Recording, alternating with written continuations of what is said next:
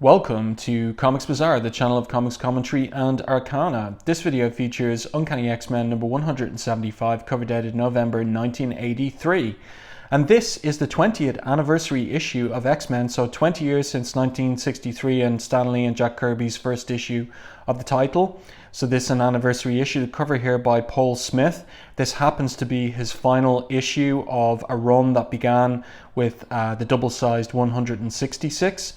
So the story goes that Paul Smith, there was an agreement that he would draw X-Men for 1 year, and this was it. The year was up, and Chris Claremont was pretty unhappy that Smith couldn't continue drawing the book.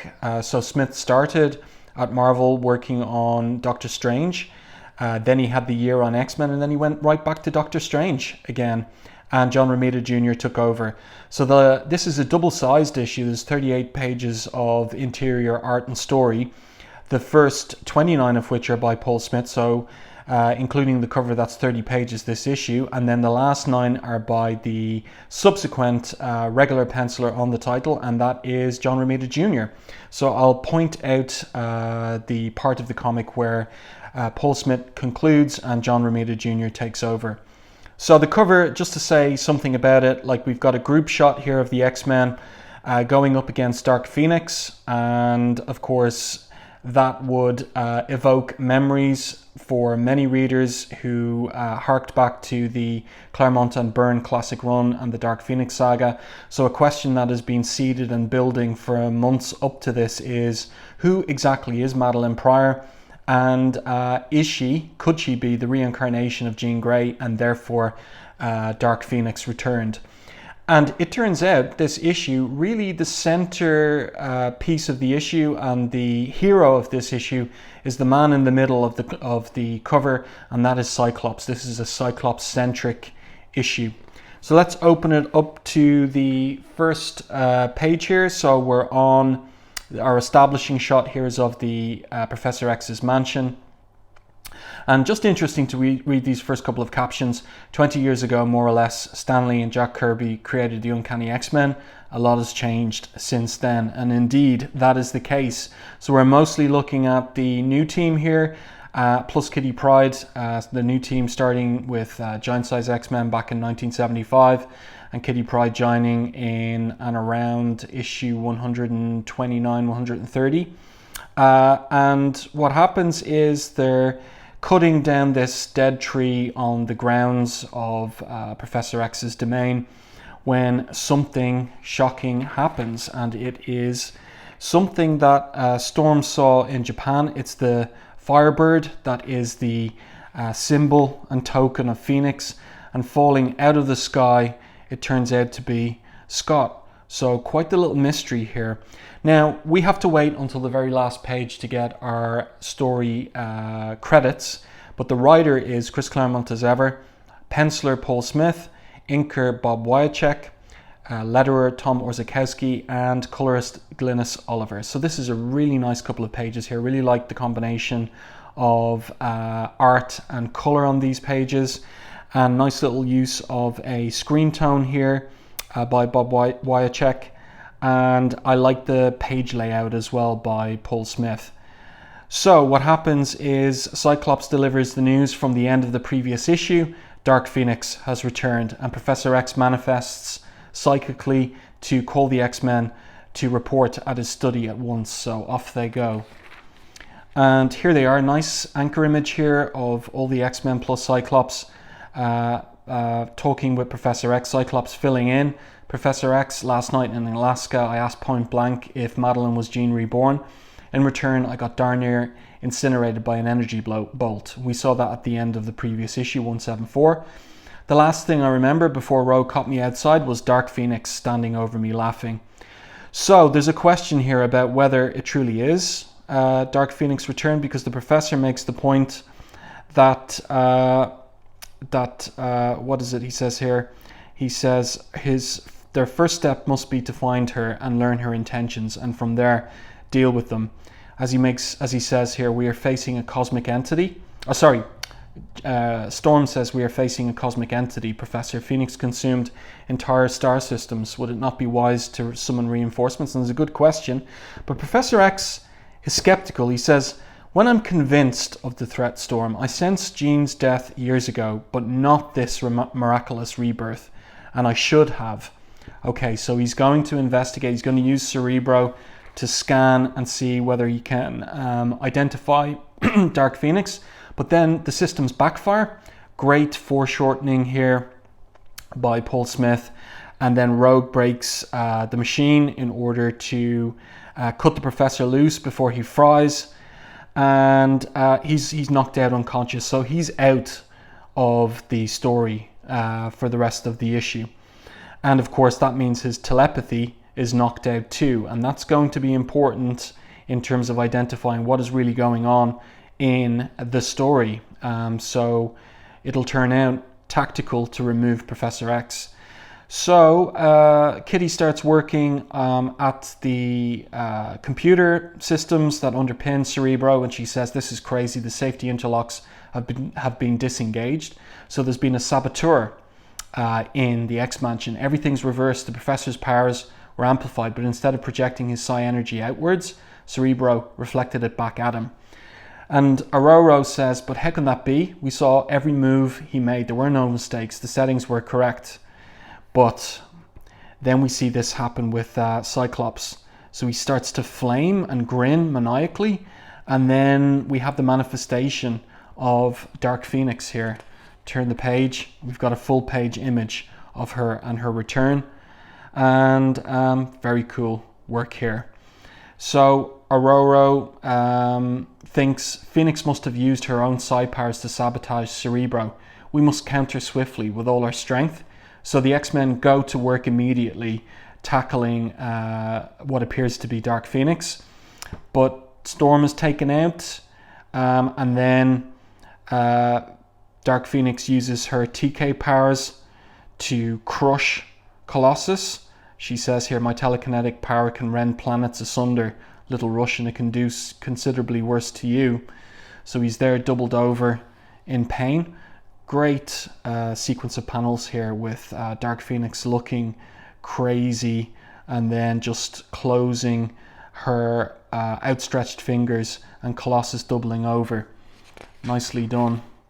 And then Kitty rushes into action, Lockheed too, but Dark Phoenix easily deals with both. And then Rogue attacks her, and Dark Phoenix grabs Rogue by the throat, and this is a great little sequence here, throws her kaboom right out of the X Mansion. And here we've got Jean now facing off, well, Dark Phoenix facing off against Wolverine. And I like this exchange where Wolverine says, "Nice moves, Jeannie. You sure ain't lost your touch." And she responds, "Thank you, Wolverine. I see you've extended your claws. Care to try your luck?" Nope. So he knows better than to take on a cosmic being like Dark Phoenix.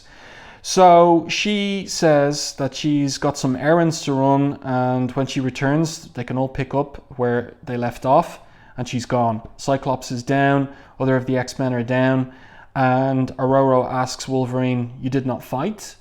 And he says, "Didn't see much sense in it, darling, but we'd better have some sharp moves ready for the rematch, because I figure that scrap will be for keeps."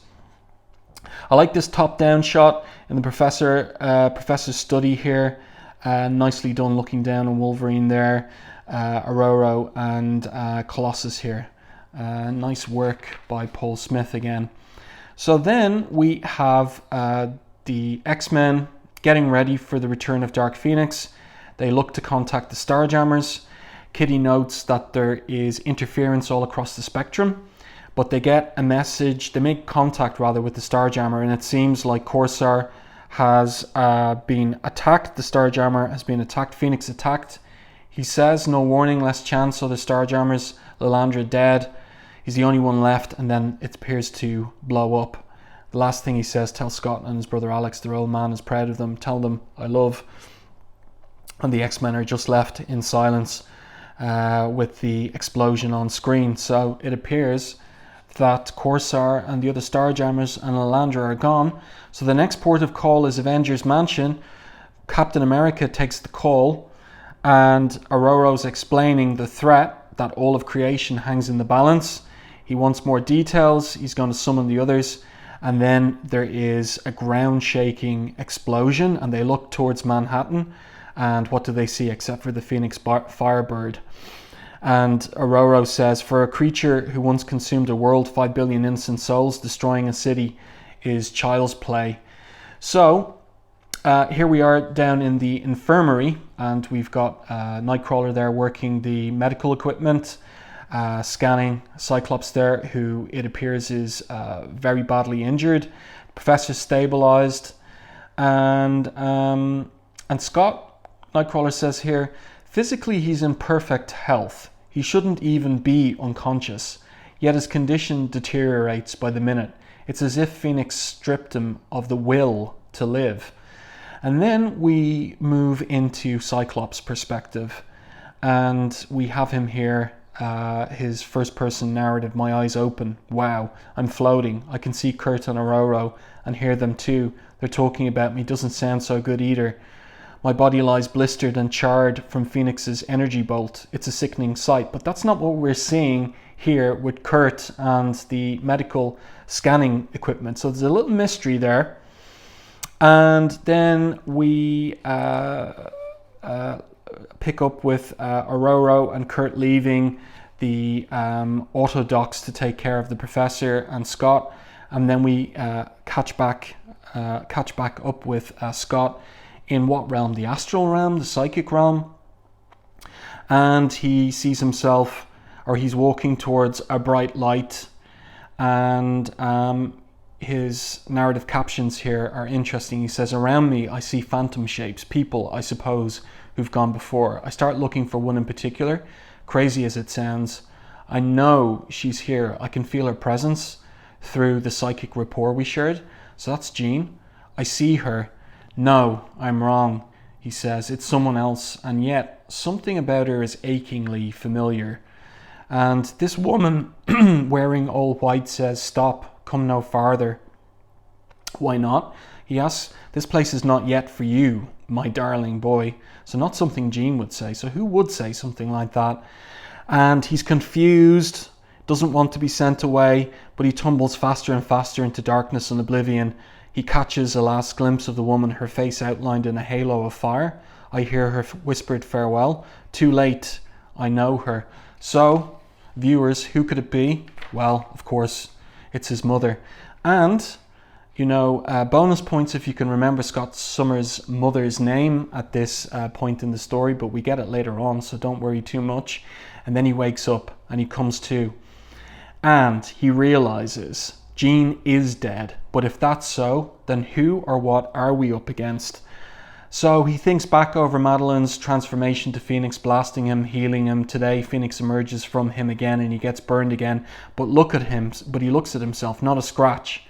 Suppose I wasn't burned at all. So this is Cyclops, the master strategist and tactician, the analytical thinker. Suppose I wasn't burned at all, but only thought I was. Suppose there was no Phoenix either, and we're just being tricked into believing she's returned. So he starts working through what's going on here.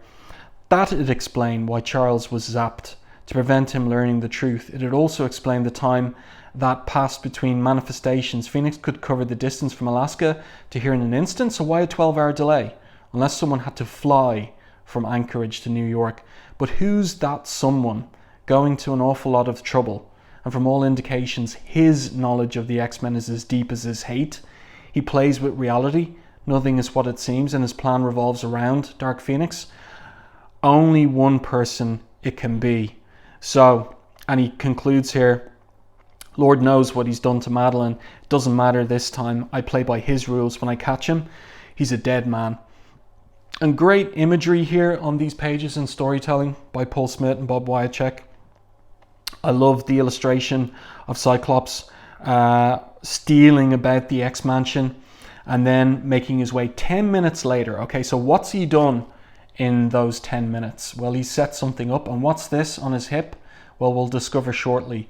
So he makes his way to Colossus and Ororo, and he says to them, it's me, Cyclops. But they see him as a murderess. And so they're seeing him as Dark Phoenix. But he says, listen to me, you're being tricked. Nothing you see or hear is real. So he blasts Colossus with an optic blast. Shouldn't do more than shake him up. Cyclops always very concerned about the severity of his optic blasts. The rest of the X-Men arrive. So really what we're going to get from now on is the first X-Man, Cyclops, versus the new team. And how's he going to fare in the course of that challenge?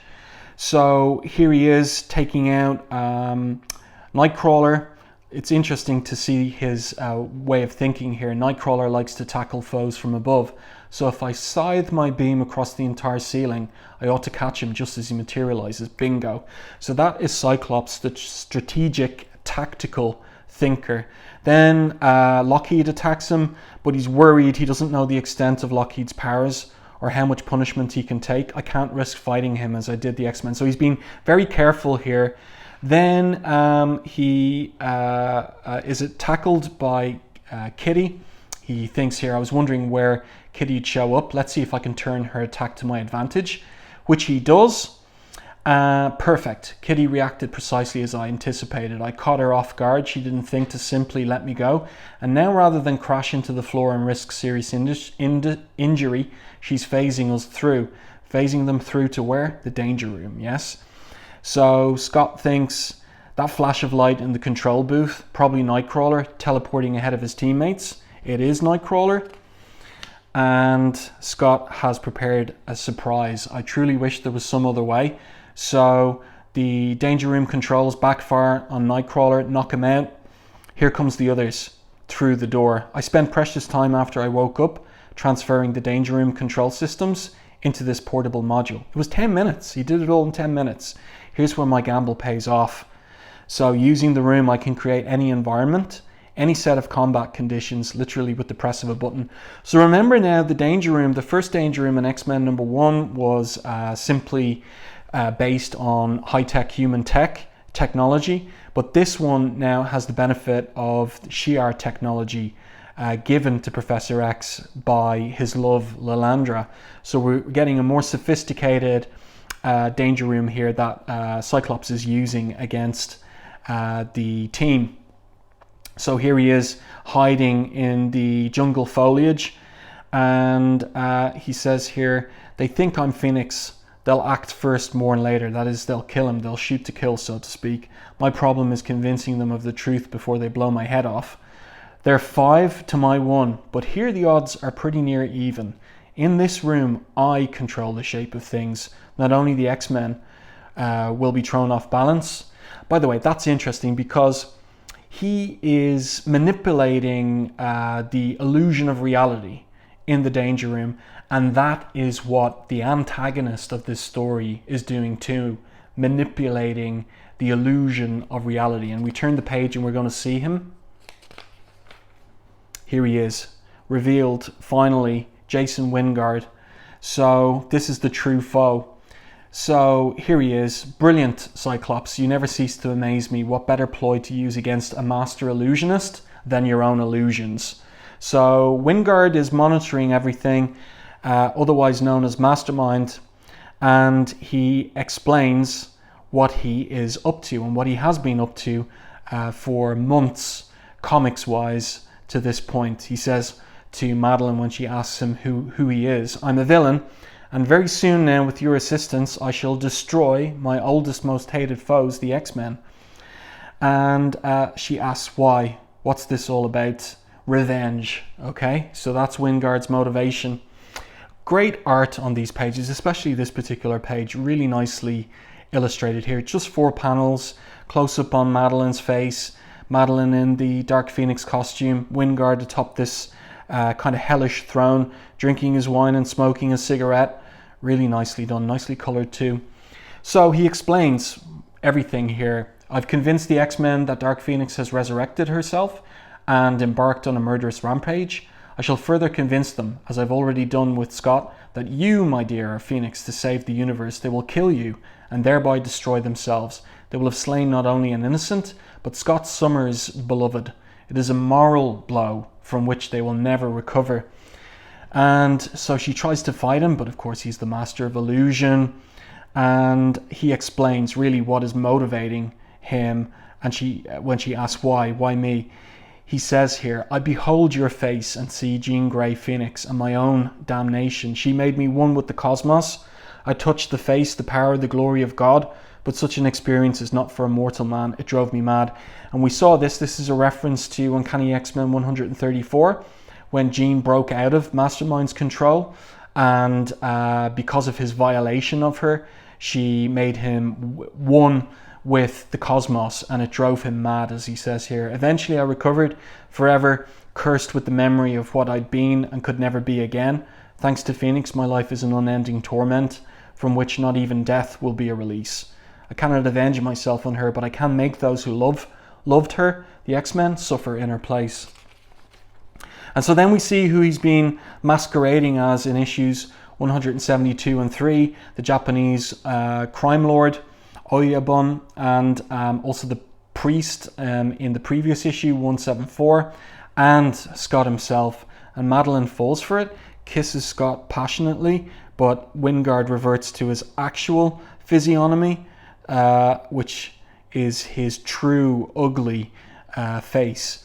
And he says here, surprise, I used to look like this, but I prefer the Wingard physiognomy. Had I wished, though, I could have made you love me, whatever my appearance, just like he did with Jean Grey back during the Dark Phoenix saga and the run-up to it. I may yet do so. Won't that be fun? So he's a real charmer, yes, and we can see Madelyne here spitting out the kiss and wiping her mouth there. And then we're back to the illusion of the Savage Land in the Danger Room, and we've got Cyclops at bay. Just really great action sequences here with Cyclops, really well drawn and rendered here, running through the jungle, spinning around over this branch, running along this branch here, and then calling out, he's right behind Colossus and Wolverine, and then he nails Wolverine with an optic blast to the back of the head. So Colossus realizes they've been ambushed, and then he goes after Cyclops, who swings his way like Tarzan really through the jungle, and he tricks Colossus into falling into quicksand. Really, really nicely done. So he has taken out Nightcrawler, Colossus, Wolverine. Who's left? Storm, of course, and here he is running for the exit. So this is the last lap's the hardest, he thinks. That caves the exit. My illusions work against me now. It's barely a dozen yards away, yet it seems like miles. So he's got a breathing mask on. Look, he's ahead every step of the way. Here's Storm and Rogue closing in. So he's ready for Storm. And she's thinking, she's wondering, Phoenix can fly. Why does she remain on the ground? Is this some perverse game? Or could there be some other explanation? So she hesitates with her lightning bolt, and Cyclops realizes it. And he thinks, is she seeing through Wingard's deception? Has she begun to doubt? But he nails her with his optic blast. So getting the better of Storm there. There'll be a round two between those two back in or forward in the future in Uncanny X-Men 201. And now Rogue catches Storm before she hits the ground, and Cyclops has prepared a trap for Rogue. So a wide angle shot should fill the air with Oz poppy dust. And this is how he takes Rogue out, because he read her file. Given Rogue's natural invulnerability, nothing less than full power optic blast would even begin to phase her. The solution: bypass her powers and strike where she's vulnerable with a batch of Wizard of Oz poppy specifically keyed to affect her mutant physiology. He pulled her medical file when he programmed the Danger Room. One whip of dust and she's fast asleep. So here he is. Like this, as I said, like Cyclops really is the hero of this issue. And we're seeing everything that makes him who he is, leader, master strategist and tactician, taking down all of the new X-Men one by one. And he needs Rogue. He's got a plan. It's not just tactics, it's strategy. He needs Rogue. He brings her down to the infirmary, and he's got a plan. He uses a popper here to wake her up and puts her skin-to-skin contact with Professor X. And here we get his first-person captions in terms of what he's up to. So he uses his skills, everything Professor X taught him, everything learned through the psychic rapport he shared with Jean Grey, to try and guide Rogue through this sudden acquiring of telepathic powers, Professor X's powers. And then here we are seeing Wolverine and Colossus and the X-Men's point of view on Cyclops, that he appears to them to be Dark Phoenix. But he says, Wolverine, all of you must not believe what you see. Your senses, your thoughts are playing you false. You're being tricked. So he says, I've given Rogue Xavier's psi powers. I'll open my mind to her. Let her touch your thoughts as well. You'll see the truth. So they do. Their eyes are opened. And Wolverine, though, still skeptical. How do we know this ain't a trick? And then, because little man, and this is it. These are Paul Smith's last pages of a famous, tremendous, excellent run on the title 166, right through to this one. Turn the page, and it's a new era. It's John Romita Jr. Breakdowns, finishes by Bob Wiacek. So the trickster's right behind you, and indeed, this is a trickster. So Cyclops replies, no dice, Mastermind. The game's over. Your Phoenix can no more fool us than harm us. So what happens here is Phoenix apparently blasts Cyclops, but look at the sound effect, foot, okay? And he's shot in the shoulder, and Wolverine gets it, a gunshot, silencer equipped so no one heard it. No one would hear it. So he realizes that Cyclops is on the level, and he says it to Storm, Mastermind's in here with us. So she whips up a violent storm to keep him in the room. And I think, who is this here? That it is, oh yeah, it's Rogue. So she's protecting Professor X, and she calls out to Storm, Storm, for the love of mercy, no more, you're killing us. Kitty phases out of the room, and Storm thinks this should be sufficient. Once creating such a tempest would have left me exhausted, but violent weather comes easily to me now. And this is part of this ongoing characterization shift in respect of Storm that began with the Brood saga, and in particular accelerated in Tokyo with her change of costume. And so we're seeing it here now, a more grim, gritty, violent Storm. But she stops the storm, and here is Wingard, Mastermind, unconscious, nearly drowned. And Wolverine pops his claws. I've had enough of this sucker. I hope you enjoyed playing with our heads, bub. Is he going to skewer him? Well, Storm pulls him back. And she says to Wolverine, we are not executioners. But Wolverine makes the point to her, you looked awful ready a minute ago. That was in the heat of battle, she says in response. But he's helpless now. It would be murder, Logan. It would make us no better than him. But Rogue, with the last fading of the telepathic power she got from contact with Professor X, thinks, my psi powers are fading, but I can still send some thoughts. To stop Mastermind, Aurora was ready not only to kill him, but to sacrifice a lot of us as well. So interesting that. So it's a mess here. Cyclops with his injured arm, he's looking around for Madelyne, finds her, looks like she's drowned, but he gives her mouth to mouth, and she comes to, and she says, hi yourself, he says back to her. And that is a recall back to Scott and Jean at the end of issue 136. So a nice callback there. But of course this is Madelyne, not Jean. And Jean Grey is dead. And the epilogue here, the cemetery of St. Stephen's Chapel, Bard College in upstate New York. So we've got Scott in what turns out to be his wedding suit, addressing Jean, the grave. He says here, I know your body isn't here, Jean. It's scattered molecular dust on the moon, but I like to think your spirit rests here, near where you were born in this land you loved. We had such dreams, we figured we'd live forever. I loved you, Jean. I love Madelyne. I'm glad she isn't you. What we had was magic. I'll treasure it always. Now Madelyne and I have a chance to create our own magic, to make what is as unique and special as what was. I hope you understand. Goodbye, Jean. Farewell, my heart. And this was Claremont's goodbye to Jean Grey for Cyclops, moving on with Madelyne. So we've got a big wedding on the grounds of Xavier's School for Gifted Youngsters. We've got lots of Guest stars here, X-Men old and new. We've got the Beast there in attendance. I'd say this is supposed to be Warren Worthington and Iceman here. And we have then we've got also here, interesting, we've got Scott and Alex's grandparents. They've been mentioned before, but this is the first time they show up on panel. So we've got Deborah and Philip here. We've got Corsair here in the background wearing his headband. Not sure if that's appropriate wedding attire. And then aboard the Starjammer in synchronous orbit, we've got Christopher Summers' fellow Starjammers, so they're not down at the wedding. We've got Hepzibah here thinking that Chris is thinking about his wife, Scott Boy's mother, but the response here is fond memories doth not mean he loves thee any less. And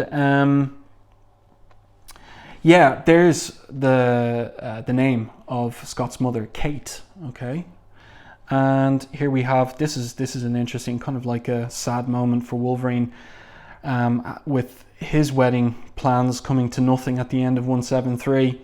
Maid of honor, hug kid, he says to Kitty, better luck this time. And Kitty, of course, feeling very sorry for Wolverine. She was to have been Mariko's maid of honor in Tokyo. So then we have a gentle fanfare heralding the entrance of the bride. So Madelyne doesn't have any family, and we've got a miscoloration here, blonde instead of red. That's a bit of a mistake. And there's a question as to who this is walking her down the aisle, but it's again just the coloring is giving it wrong, but it is Philip. It is Scott's grandfather who's walking Madelyne down the aisle. Got the ring, Alex. What's it worth to you, says Alex. Want to die, Alex? I like that. And then we have the priest going through the traditional wedding ceremony words. Dearly beloved, we are gathered together here in the sight of God in the face of this congregation to join this man and this woman in holy matrimony. And as he goes through the centuries-old words, we see the lovers in the congregation. We've got Amanda Sefton and Nightcrawler, Lilandra and Professor X, Banshee back with Moira McTaggart, and then we've got Kitty looking over at Colossus. And look here, you got to feel sorry for him. It's Wolverine not looking terribly happy. And then I think this is Carol Danvers here, an old friend of Wolverine's. Tragic for Wolverine. And also we learn in the middle of this that Madelyne's middle name is Jennifer. Okay, so one for table quizzes, yes. And then the final page. So as simple as that. Scott kissing the bride, removing the veil. What an ending. And there we have our creative team. So I do hope that you enjoyed this review and commentary on the 20th anniversary issue of Uncanny X-Men, number 175. If you enjoyed it, please like the video on YouTube, and if you haven't done so already, subscribe to the channel and stay tuned for more content like this.